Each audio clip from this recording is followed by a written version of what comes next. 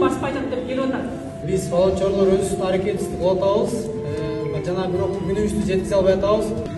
Ассаламу алейкум. Ушул жерде турган биздин мекендештер, ошондой эле могу Инстаграмда баардык угуп жаткан кыргызстандык мекендештер орозонун дагы акыркы 10 күндү аяктап атат. Орозонун акыркы 10 күндү болушунча колдон келишинче садаканы берип жетишип калалы туугандар. Ошол эле себеп менен садака берүүбүздүн себеби менен бул жакта биздин инибиз жакшы бир результат күтүп кыргыз эли баардыгына кайрылып атат. Аты Айленур диагноз болсо ДЦП шал оорусу менен ооруп ушул бизге кайрылып отурат. Бул жакта атасы, бул жакта абасы, бул жакта энеси.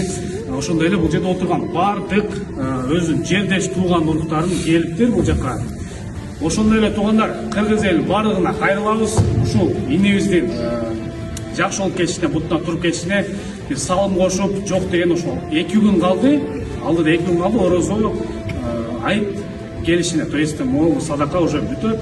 Кийинкире садака берсе болот, бирок ушул айдын этектеринде берсе бул 70 баледен эмес, андан көбүрөөк да баледен сакташ мүмкүн.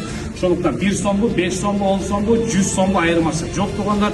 Кимдин чөнтөгүндө канча чыкса, ошончодон салымды кошо бересиздер. Бул жакта биздин волонтерлор баардык диагноз документтери бар. Бул жакта биз экранга да калтырып коебуз баардык данныйларын. Телефон номерлерди чалып, атасы менен баарлашсаңыздар болот. Assalamu alaikum. Men dagı başım böyle kayamaz.